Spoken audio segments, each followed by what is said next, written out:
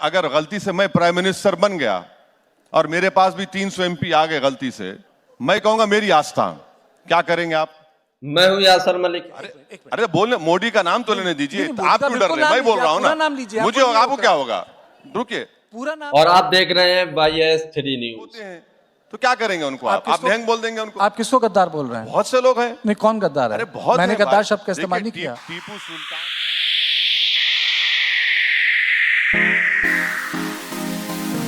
असदुद्दीन ओवैसी का एक latest interview सामने आया। गोदी मीडिया के एंकर असदुद्दीन ओवैसी से कुछ सवाल पूछते हैं, जिस पर असदुद्दीन ओवैसी भड़क जाते हैं और गोदी मीडिया के एंकर को खरी खोटी सुना देते हैं। असदुद्दीन ओवैसी एक शानदार इंटरव्यू भी देते हैं, जिसमें गोदी मीडिया के एंकरों को बिल्कुल खामोश कर देते हैं।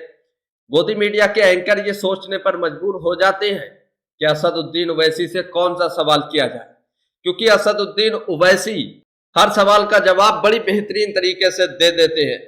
असदुद्दीन ओवैसी से सवाल किया गया था बाबरी मस्जिद पर, ज्ञान वापी पर और तमाम ऐसे मुद्दों पर असदुद्दीन ओवैसी को गोदी मीडिया का एंकर घेरना चाह रहा था, लेकिन असदुद्दीन ओवैसी ने उसका मुंह तोड़ जवाब दिया है। आप ये पूरी डिबेट जरूर देखकर जाइए। ये लेटेस्ट इंटरव्यू असदुद्दीन ओवैसी का है।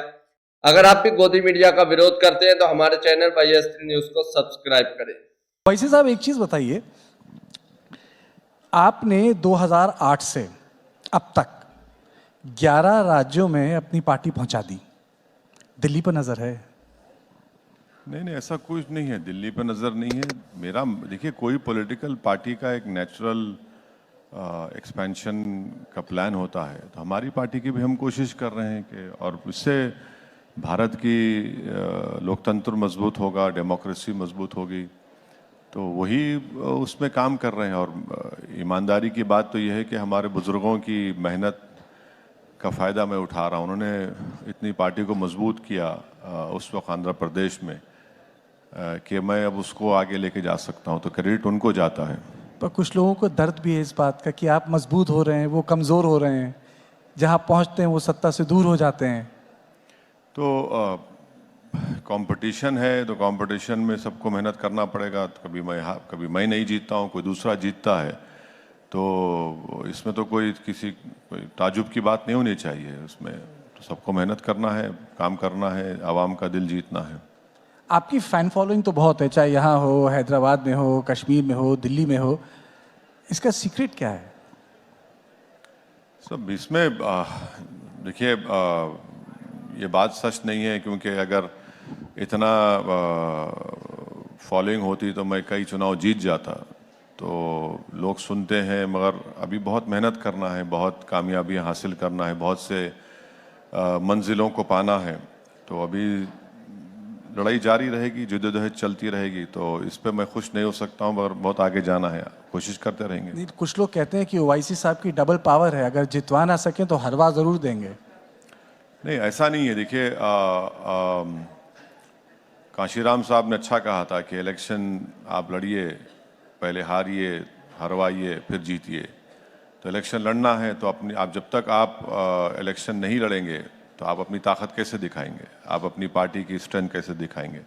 तो इसीलिए हम इलेक्शन लड़ते हैं, और बहुत सी बार कामयाबी नहीं मिलती, मगर हम लड़ते हैं इलेक्शन ताकि हमारी सफ़र को हम जारी रख सकें, और आज नहीं तो कल मिलेगी कामयाबी।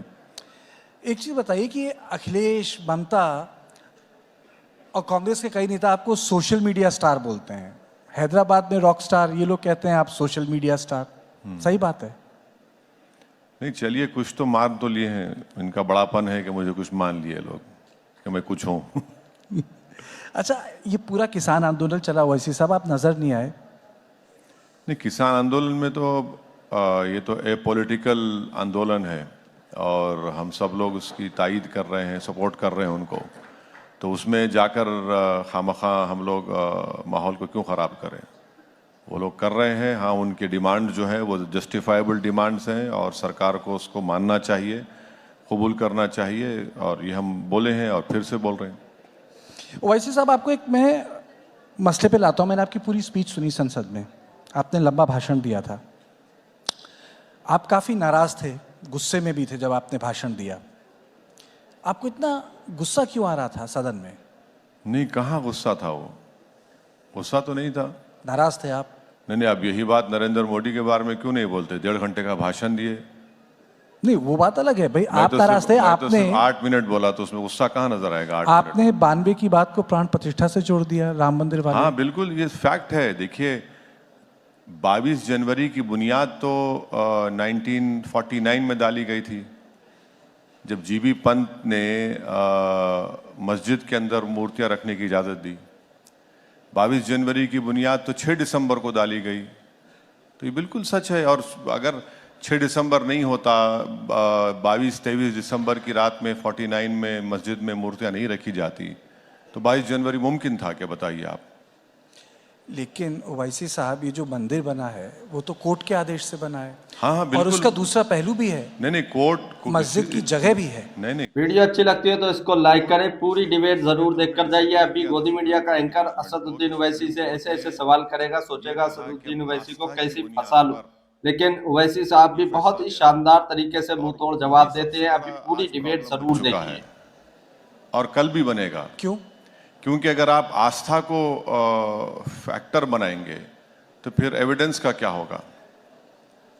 अगर कोर्ट आस्था के फैसले करेगा तो फिर आपकी आस्था मेरी आस्था से बढ़ के कैसे होगी?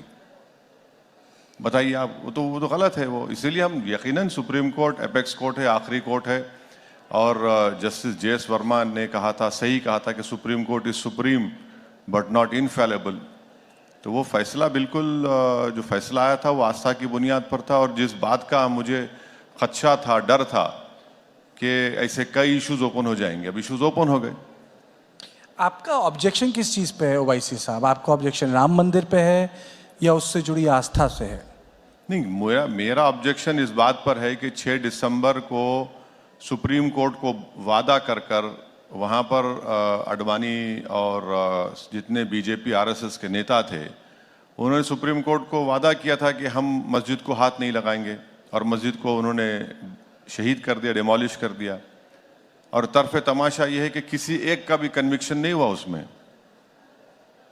किसी एक का भी कन्विक्शन नहीं हुआ। अगर जीबी पंत उस वक्त उन मूर्तियों को हटा देते और बोलते कि नहीं ये गलत हुआ है, 145 CRPC इस्तेमाल कर लेते, तो ये इशू नहीं बनता। आप बगैर मुस्लिम पक्ष को सुने 86 में ताले खोल दिया आप। तो ये तो एक नाइंसाफी की एक पूरी लिस्ट है। तो यही हम बता रहे हैं। क्यों किसी मंदिर के ऊपर हमारे को गुस्सा होगा? भाई ये मुल्क, जैसा अभी आपने कहा, ये मुल्क की खूबसूरती, इसकी डाइवर्सिटी है, इसका प्लुरलिज्म है। इस देश का कोई मजहब कभी था नहीं, ना कभी रहेगा। ये देश तो उन लोगों को भी मानता है जो किसी भगवान या अल्लाह को नहीं मानते। तो इस देश को अगर आप एक समुदाय, रिलीजन से जोड़ देंगे तो ये तो संविधान के खिलाफ है।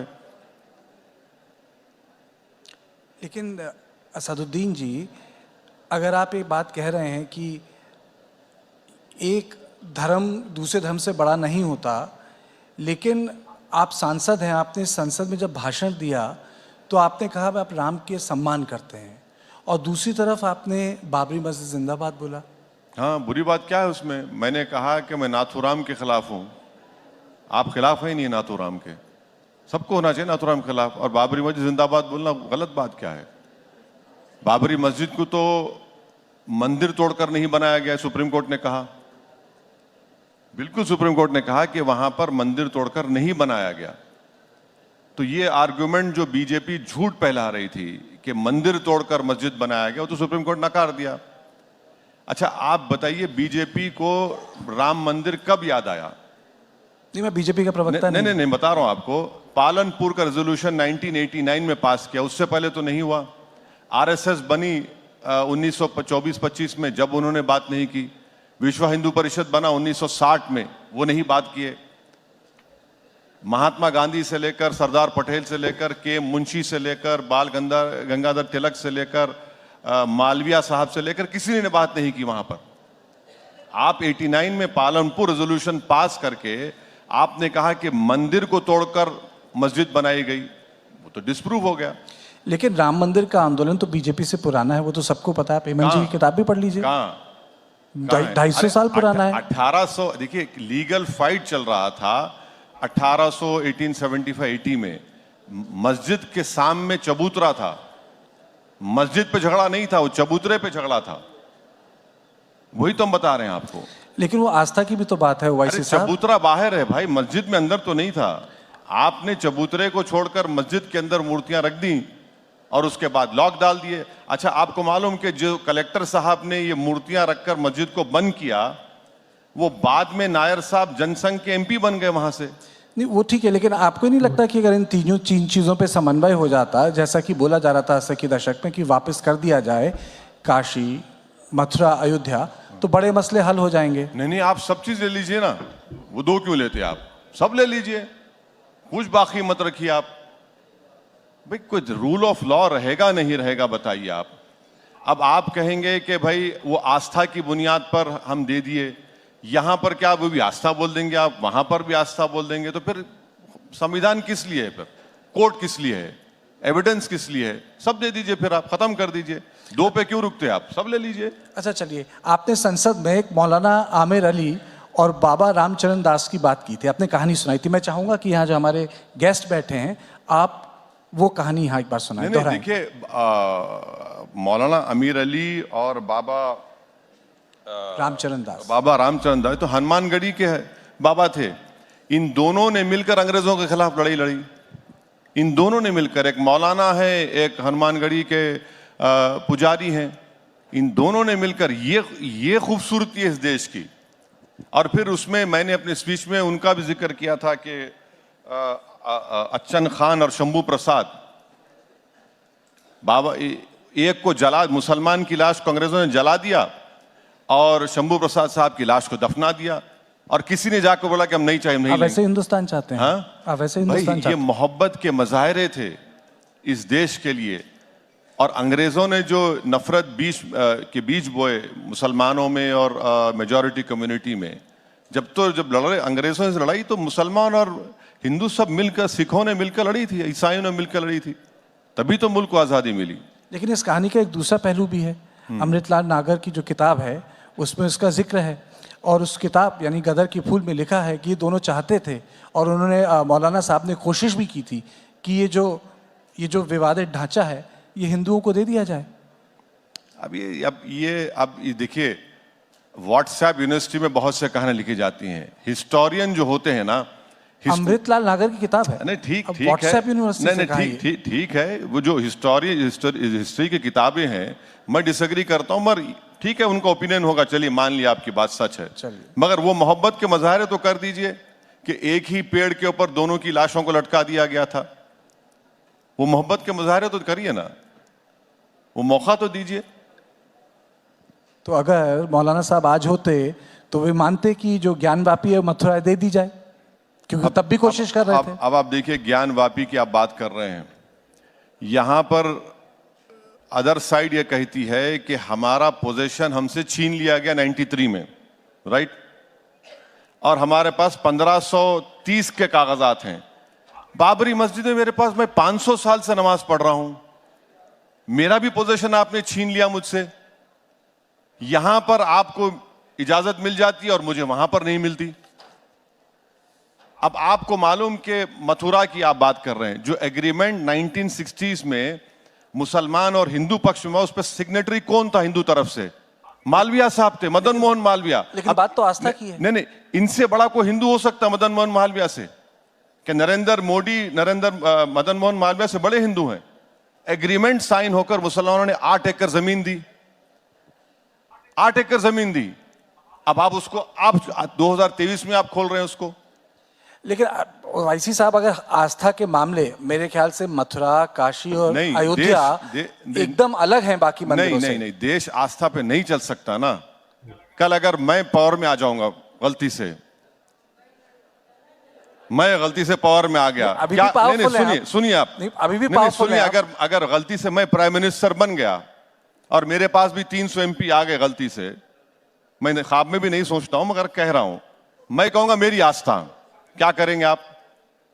यही तो हम कह रहे हैं ना कि देखिए, आस्था पे नहीं चल सकेगा। ये तो हाइपोथेटिकल सवाल है, तो अदालत ने किया है। अरे नहीं, अदालत के पास तो ही लोग तो गए। आप जब 91 का प्लेसेस ऑफ वर्शिप एक्ट बना दिए, फिर आप ये क्यों कर रहे हैं?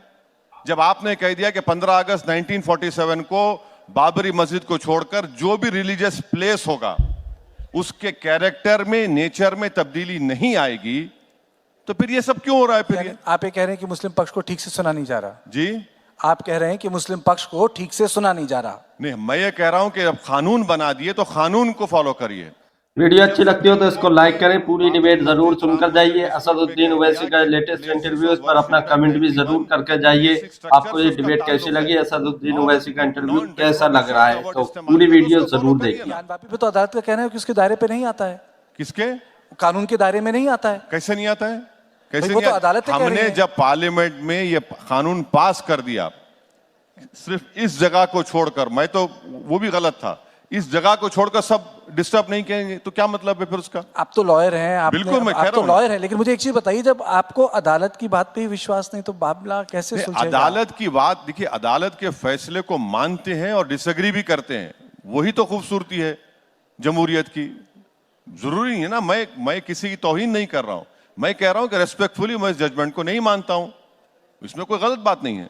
एक चीज बताइए, ये आपको लग रहा है कि मुस्लिम पक्ष को या तो सलाह ठीक से नहीं मिल रही या अदालतें उनकी बात नहीं सुन रही, आप इतने बड़े बैरिस्टर लॉयर हैं, आप उनको क्यों नहीं सलाह देते? अरे भाई, मुझझसे बेहतरीन वकील वहां पर आर्ग्यू कर रहे हैं।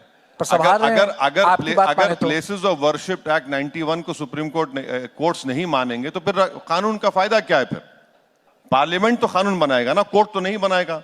जब पार्लियामेंट ने कानून बना दिया और सुप्रीम कोर्ट ने राम मंदिर, बाबरी मस्जिद केस में कह दिया कि प्लेसेस ऑफ वर्शिप एक्ट का ताल्लुक भारत के बेसिक स्ट्रक्चर से है, लफ्ज नॉन रिट्रोग्रेशन उन्होंने इस्तेमाल किया, तो फिर कोर्ट्स को, तो लोअर कोर्ट्स को फॉलो करनी चाहिए। ओवैसी जी, लोग ये भी कहते हैं कि आप मामले को सुलझाते नहीं, कई बार भड़का देते हैं। जब ज्ञानवापी का मामला चल रहा था तो आपने वो 6 दिसंबर टाइप बात कह दी। हाँ, बिल्कुल बिल्कुल सही है वो। क्यों, क्या 6 भड़काने नहीं हुआ ओवैसी जी? क्या आपकी नजर में 6 दिसंबर अच्छा दिन था? नहीं, आपने बोला 6 दिसंबर। नहीं, आपकी नजर में या देश की नजर में 6 दिसंबर अच्छा दिन था क्या? पुराने घाव को करना अच्छी बात है। सुप्रीम कोर्ट को सुप्रीम कोर्ट को वादा करके आपने तोड़ दिया, नहीं हाथ लगाएंगे। अच्छा, हैरत की बात, घावों को हरा करना अच्छी बात है। देखिए, जख्म जो दिया गया था उस जख्म को याद रखिए, दोबारा जख्म नहीं लगना चाहिए। आप हिस्ट्री से सीखते हैं, हिस्ट्री को रिपीट नहीं होने देते आप। पर ऐसा तो कुछ हुआ ही नहीं उसके बाद। आप बताइए, कोई एक ऐसी मस्जिद है जहां मॉब घुस के जिसने तोड़ दिया? मॉब ने तोड़ दिया। तो आप इंतजार करेंगे तोड़ने के लिए? मैं इंतजार नहीं कर रहा, आपने बोला और हो रहा है। मुझे तो विश्वास है यहाँ के लोगों में। देखिए, मस्जिद को कैसे तोड़ा गया? सुप्रीम कोर्ट को बोलकर नहीं तोड़ेंगे, तोड़ दिए। आपको मालूम है, दिल्ली में 600 साल पुरानी मस्जिद को बगैर लीगल प्रोसीडिंग्स फॉलो करे आपने तोड़ दिया दिल्ली में। और वो सरकारी था। नहीं, आप बात कर रहे हैं अनकंट्रोल क्राउड और लोगों की, दोनों अलग चीजें हैं। वो एक सरकारी था। नहीं, वो एक सरकारी था। अब तो आपको मॉब की जरूरत भी नहीं है, गवर्नमेंट खुद तोड़ रही है। ये आरोप है। नहीं, अरे भाई, एक आरोप है, एक एनडीएमसी का एक्ट है। कोई एक्ट नहीं है, कोई एक्ट नहीं। देखिए, एक अनकंट्रोल मॉब था। अनकंट्रोल मॉब वहां पर आप कौन लेकर गए? मैं टीवी 9 के दफ्तर पर एक मॉब को ला लूं और अदालत फैसला नहीं, सुनिए, हेमंत साहब के ऑफिस को तोड़ दूं नहीं और बोलूं अनकंट्रोल मॉब था? अरे ये क्या बात है? अरे दो अलग चीजें हैं। अरे कानून तो रहेगा ना मेरे भाई, इसका मतलब देश मॉब से चलेगा?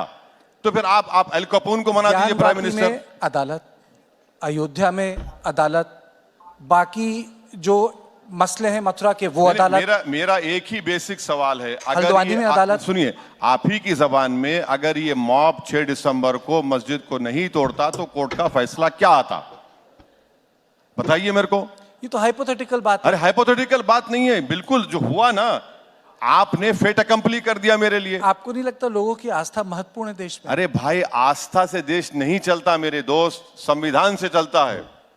अगर आप आस्था पे चलाएंगे तो फिर आपकी आस्था मेरी आस्था बड़ी कैसी होगी? जरूरी है कानून, संविधान जरूरी है कानून के लिए, पर देश तो हमारी देश में आस्था तो महत्वपूर्ण है। नहीं, आस्था सब है, मगर संविधान पर भरोसा होना चाहिए। अच्छा बताए, प्राण प्रतिष्ठान क्या था?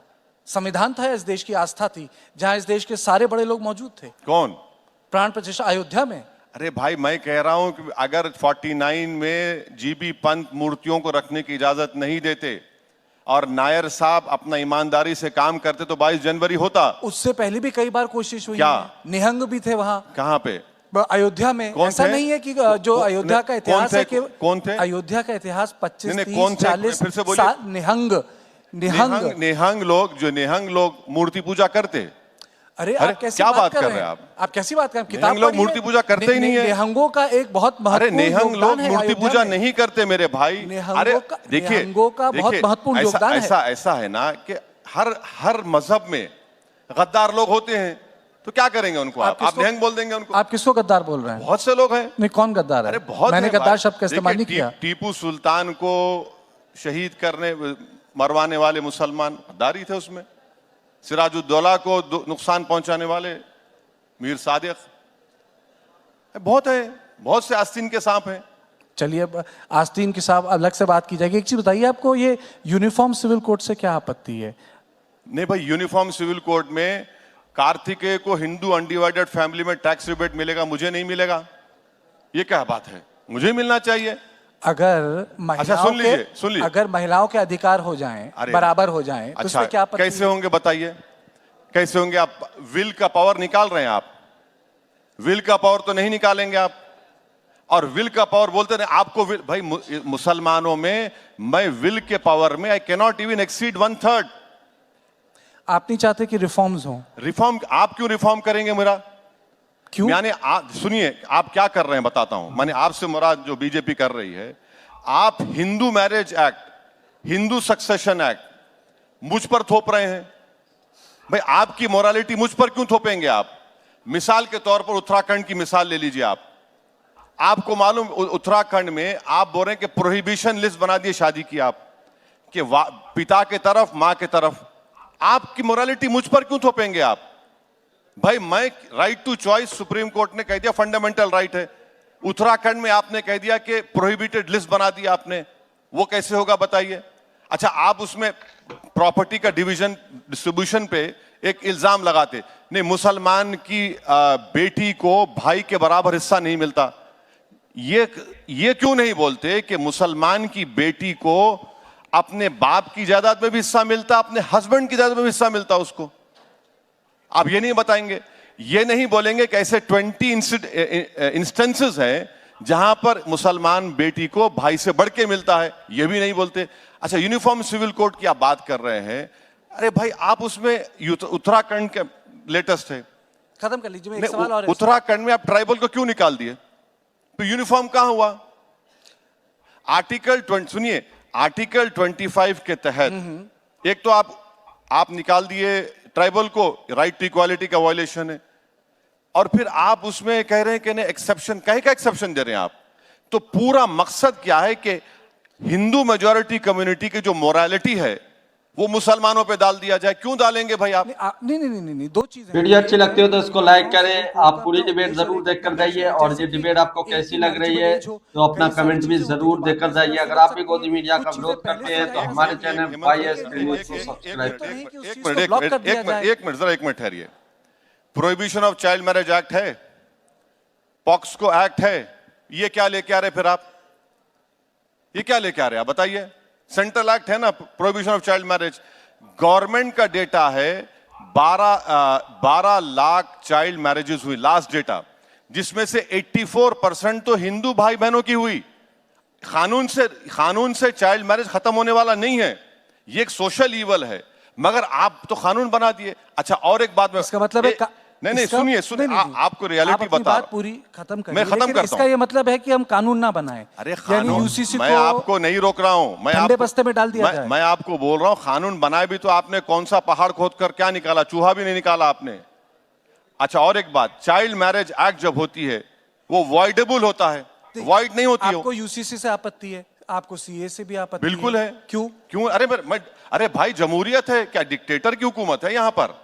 नहीं तो डेमोक्रेसी है, लोकतंत्र है। हाँ, डिफरेंस ऑफ ओपिनियन होना चाहिए। अब आप कल नरेंद्र मोदी बोलेंगे कि कल से अच्छा, इस पे आपत्ति क्या? अरे बोलने, मोदी का नाम तो लेने दीजिए। आप क्यों डर रहे हैं? मैं बोल रहा हूँ ना, मुझे आपको क्या होगा? रुकिए, पूरा नाम लीजिए। अच्छा, आप नरेंद्र मोदी बोलिए, उसमें कोई दिक्कत नहीं। मैं आपसे ये कह रहा हूँ कि दिक्कत क्या है सीएए से? सीए से दिक्कत ये है कि ये मजहब की बुनियाद पर बनाया गया। देश के संविधान में आप मजहब की बुनियाद पर कैसे बनाते हैं आप? अब लोग बोलते हैं ये ओवैसी क्यों? अच्छा भाई, आसाम में सुप्रीम कोर्ट मॉनिटर्ड एनआरसी हुआ, आप हेमंत बिश्व शर्मा एक्सेप्ट ही नहीं कर रहे पर उसको। सीए से किसी मुस्लिम की नागरिकता कहाँ जा रही है? सुनिए आप सुनिए, बताइए मुझे, सुन तो लीजिए, कहाँ जा रही है? परसिक्यूटेड हिंदूज को नहीं, जगह मिल रही है। सुन तो लीजिए आप ये अच्छा, एक दिल पे हाथ नहीं, रख- नहीं दिल पे नहीं, ओवैसी जी मैं कहीं पे हाथ नहीं चलिए, रखता हूं, मैं दिमाग से बताइए, चलिए मैं दिल कहीं की पे हाथ बात नहीं नहीं तो रखता हूं। चलिए, नहीं नहीं नहीं, एक चीज मैं- बता, नहीं एक चीज मैं बताइए, किसी पे हाथ तो नहीं रखता हूं मैं तो ना, मैं अफगानिस्तान भी कोई- क्यों, मैंने देखा, देखिए वहां सिख थे, कम हो गए। पार्टीशन के टाइम पे कितने हिंदू थे पाकिस्तान में, सबको कहाँ? पता है। अच्छा। कम हो गए, अच्छा, सबको पता है।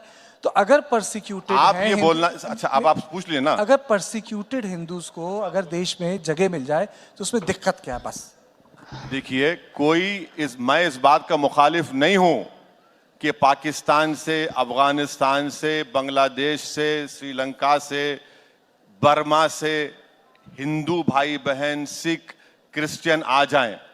क्या आप ये कहना चाह रहे हैं कि इस कानून से पहले वो लोग नहीं आते थे इंडिया को? और ये कानून क्या कर रहा है कि दिसंबर 2014 के बाद किसी को नहीं देंगे, नहीं आएंगे। अब 14 के बाद अगर हमारे हिंदू भाई पाकिस्तान नहीं देंगे, आप, हमारे पास लॉन्ग टर्म वीजा का प्रोविजन है। लॉन्ग टर्म वीजा के बाद उनको सिटीजनशिप देने का इख्तियार है। बीजेपी ये बोल रही कि इससे पहले कोई था ही नहीं प्रोविजन, क्या बात कर रहे हैं? नहीं तो इस पे आप बहस कीजिए, अमेंडमेंट अब लाइए, आप बोलिए कि इसे ट्वीक किया जाए। सुनिए सुनिए, मेरा मेरा मेरा खत्म तो करने दीजिए। अब आप कह रहे हैं कि नागरिकता क्या खतरा है? आपको देखिए, CAA को अकेला नहीं देख सकते, NPR और NRC के साथ जोड़ना पड़ता उसको आपको। एनआरसी भी क्या गलत है भाई? सुन तो आप लीजिए। देखिए ना, मणिपुर में आपने मणिपुर पे आप इतने मुझे इंटरव्यूज मुकम्मल दिए। करने देंगे या अपनी बात करें? अच्छा चलिए बात कीजिए। हाँ, NPR NRC, आप सेंसस नहीं कराते, आप सेंसस नहीं कराते। NRC जब होगा तो मुझसे कहा जाएगा कि अपने दादा का बर्थ सर्टिफिकेट लाओ, आधार कार्ड, ये उस आधार कार्ड को भी पढ़ा आपने? उसमें लिखा हुआ है कि this is not proof of citizenship. कितने लोगों के पास पासपोर्ट है भारत में? 5%। मैं बता रहा हूं आपको, यही तो चीज, इसकी हम मुखालिफत कर रहे। आप रिलीजन का लफ्ज निकाल दीजिए CAA में, करिए, कौन रोक रहा है? कौन रोक रहा है इनको? आप रिलीजन की बुनियाद पर कानून बना रहे। अच्छा, और एक हैरत की बात, supreme court monitored NRC Assam में हुआ क्योंकि हेमंत बिश्व शर्मा की जो दिली ख्वाहिश थी उसमें ज्यादा मुसलमान नहीं आए। बोले मैं नहीं मानता उसको। क्यों नहीं मानते भाई? आप सुप्रीम कोर्ट मॉनिटर्ड है ना वो तो CAA को ये रिलीजन की बुनियाद पर बनाया गया, गलत है। आप पाकिस्तान, बांग्लादेश से जो हमारे हिंदू परसिक्यूटेड भाई आ रहे, सिख आ रहे, दीजिए, पहले भी कानून था। तीसरी बात यह है कि CAA को अकेला मत देखिए, NPR NRC से जोड़कर देखिए, तब आपको समझ में आएगा ये। ठीक, पर आप हर चीज को फिर मुसलमानों के खिलाफ साजिश क्यों बोलते हैं? बिल्कुल है, क्यों नहीं हो रही है? बिल्कुल है। अच्छा, आपको मालूम कि पंडित नेहरू के जमाने में कितने लोगों को बांग्लादेश भिजा दिए थे? माने पाकिस्तान उस वक्त बांग्लादेश नहीं बना था। क्यों बनाए थे? इसी वजह से भिजा दिए थे। ये एक हिस्ट्री है ना। दूध के जले छाछ को भी फूक फूक कर पीते हैं। चलिए ठीक है, आइए शुद्ध राजनीति की बात की जाए, शुद्ध राजनीति की। ओवैसी साहब, आप खड़े कहाँ हैं, किसके साथ हैं? किसके साथ खड़े हैं? आपने एक बीच में बोला था ना महबूब ना महबूबा। नहीं, देखिए, हम जहां खड़े, ना आपने बोला ना मोहब्बत की दुकान के पास, ना नहीं, देखिए, आप दूसरा शब्द आप दूसरा आप बोलेंगे? अरे आप बोलेंगे मैं ना। बोल दूंगा, मुझे क्या है? नहीं, आपने बोला महबूबा के पास नहीं जाऊंगा, महबूब से दूर रहूंगा, ये दुकान भी ठीक नहीं है। नहीं, हम जहां खड़े हैं अच्छी जगह खड़े हैं, जमीन हमारी मजबूत है। अब जो लोग जहां खड़े हैं, जो दुकानें खोल रहे हैं, वो बता दें क्या करेंगे। 185 लोकसभा सीट में से आप सिर्फ 16 जीतते हैं। अब हिमाचल में आपकी सरकार जाने पे आ गई। अब हिमाचल में सरकार, अभी लेटेस्ट न्यूज, हिमाचल में सरकार जा रही है आपकी। तो आप जमीन अपनी खो रहे हैं और आपको सिर्फ फिक्र क्या है? मुस्लिम वोट, मुस्लिम वोट, मुस्लिम वोट। और मुसलमानों को लगता है कि भाई वो बहुत बड़ा भौचाल हो जाए। कुछ नहीं होगा। इसीलिए हम बोल रहे हैं कि भाई आप अपनी पॉलिटिकल लीडरशिप को बनाइए और आगे लेकर चलिए। ये पैगाम दिया जाता है मुसलमानों को, अभी भी दिया जाता है, पहले भी देते थे कि बस हमारे गले में एक सांप डाल दिए, बस नाचते रहो सेकुलरिज्म का नाम लेकर। कहां सेकुलरिज्म है? जो संविधान का सेकुलरिज्म है उसको मानता हूं, मानता रहूंगा। ये पॉलिटिकल सेकुलरिज्म का सेकुलरिज्म है? अशोक राव चौहान जो मुझे गाली देते थे अब बीजेपी में चले गए, बताइए कौन कौन चले जा रहा है बीजेपी? वीडियो अच्छी लगी हो तो इसको कौन सा लाइक सेकुलर करें। बताइए। असदुद्दीन ओवैसी का अजीत ये लेटेस्ट पवार इंटरव्यू आपको कैसा लगा इस बीजेपी पर को अपनी चले गए। कमेंट जरूर करके अभी बहुत जाइए। से लोग जाने अगर आप वाले भी हैं गोदी सोना में। मीडिया विरोध करते हैं तो लेकिन हमारे आप पे चैनल भी आरोप वाई लगता है कि न्यूज आप को भी सब्सक्राइब सेक्युलरिज्म के करें। हाथ मजबूत नहीं करते, आप वहां टिकट दे देते हैं जहां द सो कॉल्ड जो कहते हैं कि नहीं, बीजेपी खिलाफ पार्टियां वो चुनाव हार जाती हैं। कार्तिकेय साहब, मैं आपसे रिक्वेस्ट कर रहा हूं, आप अपने टीवी 9 के जिम्मेदारों से बात करके एक दिन डिबेट लगा लीजिए कि असदुद्दीन ओवैसी के लड़ने से किसको फायदा हुआ। 10 मिनट भी नहीं लगेंगे, पूरे उठ के चले जाएंगे यहां से। इंपेरिकल डेटा रख के बात करेंगे। लोकसभा की 3 सीट में लड़ता हूं और मोदी 306 जीत जाते हैं मेरी वजह से, और जो 400 लड़ते और 50 पे आ जाते वो दूध के धुले हुए हैं। मेरा नाम असदुद्दीन है इसलिए मुझे गाली दी जाती है, और जो लड़ते हैं यूपी में 400 सीट, जीतते हैं 2 और 1, उनको कुछ नहीं बोलते आप। मैंने आपसे मुराद जो दूसरे लोग जो हमको गाली देते। पर किशनगंज का दर्द भी तो समझिए। क्या दर्द? किशनगंज वही सीट अनाउंस कर दी आपने। हाँ? किशनगंज का दर्द तो समझिए। नहीं कि अरे मैं पिछले बार भी किशनगंज लड़ा था, 3 लाख वोट मिले हमको। एक ही सीट कांग्रेस जीती या गठबंधन जीता किशनगंज, हम बीजेपी नहीं जीती वहां पहला पर। टिकट आपने किशनगंज ही अनाउंस कर दिया। नहीं भाई, हम लड़े हैं वहां पर। अच्छा, और एक बात सुनिए, मेरे तो हुआ होगा कांग्रेस को। बिहार के चुनाव में मेरे 5 एमएलए जीते। सीमांचल की जनता को सलाम, सबसे बैकवर्ड एरिया भारत का, उन्होंने मेरे 5 विधायक को जिताया। 4 विधायक को आप खरीद लिए, और महाराष्ट्र में आपसे कांड होता है तो आप आसमान सर पे उठा लिए। जब आप गुनाह करते हैं तो वो गुनाह नहीं है। अब नीतीश कुमार तो पलटी मास्टर हैं, कुलाटी मार दिए। अब तेजस्वी को मालूम हो रहा है कि क्या होता है पावर लूज करने का मतलब। लोग कहते हैं कि ओवैसी साहब दिखते हैं बीजेपी से लड़ते हुए, हाँ? लेकिन वो लड़ कांग्रेस से रहे हैं। किससे लड़ते हैं? दिख तो रहे हैं बीजेपी से लड़ते हुए, हाँ। लेकिन लड़ कांग्रेस से हाँ, रहे हैं। इसीलिए टोल गेट के पास मुझ पर 6 गोलियां चलाई गई थी। मैं बोला था किसी को चला दो बेटा गोली। हाँ? क्या बात मैं कर नहीं रहे कह रहा, राहुल गांधी अरे कहते हैं भाई, आपकी यारी बीजेपी से है। अरे गाड़ी पर गोलियां चली मेरे, एक नहीं 6 गोलियां, कितने 4-5 गोलियां चली। मेरे घर पर हमला हो जाता है, ये सब मैं करा रहा हूं क्या सेटिंग बोल के? भाई मेरे घर में भी फैमिली है। तो इसका बीजेपी से क्या लेना देना? मैं बता रहा हूं ना आपको, अब बहुत लेना देना है उससे, बहुत कुछ लेना देना है। आपको नहीं दिख रहा तो मैं क्या करूं? ऐसी बात कर देते हो भाई साहब। इसमें सवाल मैं आपसे पूछ रहा हूं कि आप पे आरोप लग रहा है नहीं, मैं बता कि रहा आप हूं ना। मोदी के खिलाफ लड़ते दिखते हैं, पर लड़ाई आपकी कांग्रेस से है। नहीं, लड़ाई देखिए, लड़ाई तो सबसे है। अच्छा, राहुल गांधी भी कहते हैं, आप फिर बोले कि आप, मैं बता रहा हूं ये राहुल गांधी भी कहते हैं। अच्छा, आप जब ये पार्लियामेंट में डिबेट हुई थी 22 जनवरी के बारे में, आपको चाहिए था कि अपोजिशन लीडरों की स्पीचेस को दिखाते आप? ऐसा लग रहा, मैंने अपनी स्पीच में कहा, वो नहीं दिखाया आपने, वो नहीं बोला। ये आपकी स्पीच तो बहुत चली, वायरल है। अरे मेरी क्या हुआ, जो अपोजिशन के जो लोग स्पीच दे रहे थे ना निगल सक रहे थे ना कुछ बोल सक रहे थे। तो हमारे मुसलमानों में क्या होता, जब काजी साहब और 2 गवाह दुल्हन से जाकर पूछते कि आपकी रजामंदी है इस लड़के से शादी करने के लिए, तो बाज वक्त दुल्हन शर्मा कर खामोश हो जाती है, तो उसकी खामोशी को रजामंदी के तौर पर लिया जाता है। तो ऐसा ही लग रहा था लोकसभा में कि ऐसा खामोश बैठे हैं पूरे। अच्छा चलिए। तो दोस्तों, आपने ये पूरा इंटरव्यू देखा, आपको ये इंटरव्यू देखकर कैसा लगा, ये डिबेट देखकर आपको कैसी लगी, अपनी राय कमेंट बॉक्स में जरूर देकर जाइए। गोदी मीडिया के एंकरों को असदुद्दीन ओवैसी ने किस तरह लताड़ा, वो भी आपने देखा। गोदी मीडिया के एंकरों के खिलाफ आप अपना कमेंट जरूर करके जाइए। गोदी मीडिया के एंकर असदुद्दीन ओवैसी को घेरने की बहुत कोशिश करते हैं, लेकिन असदुद्दीन ओवैसी उनको मुंहतोड़ जवाब देते रहते हैं। असदुद्दीन ओवैसी से फिर वही सवाल पूछे गए, यानी कि बाबरी मस्जिद, राम मंदिर के ऊपर, ज्ञान वापी के ऊपर, मथुरा के ऊपर और तरह तरह के ऐसे सवाल जिसमें असदुद्दीन ओवैसी को गोदी मीडिया का एंकर फंसाना चाह रहा था, लेकिन असदुद्दीन ओवैसी ने बड़े शानदार जवाब दिए जिससे उनका मुंह बंद हो गया। गोदी मीडिया का यही काम रहता है कि वो ऐसे क्वेश्चन करें जिसमें फिर वक्ता फंस जाए, लेकिन असदुद्दीन ओवैसी कोई ऐसी वैसी बात भी नहीं कहते हैं और उसको मुंह तोड़ जवाब भी दे देते हैं। आपने ये पूरा लेटेस्ट इंटरव्यू देखा, आपको अगर ये देखकर अच्छा लगा हो तो इस वीडियो पर लाइक करें। असदुद्दीन ओवैसी का ये पूरा इंटरव्यू कैसा लगा इस पर कमेंट भी करके जाइए। और अगर आप गोदी मीडिया का विरोध करते हैं तो हमारे चैनल YS3 न्यूज को सब्सक्राइब जरूर कर लें, ऐसे ही रोजाना की डिबेट देखने के लिए।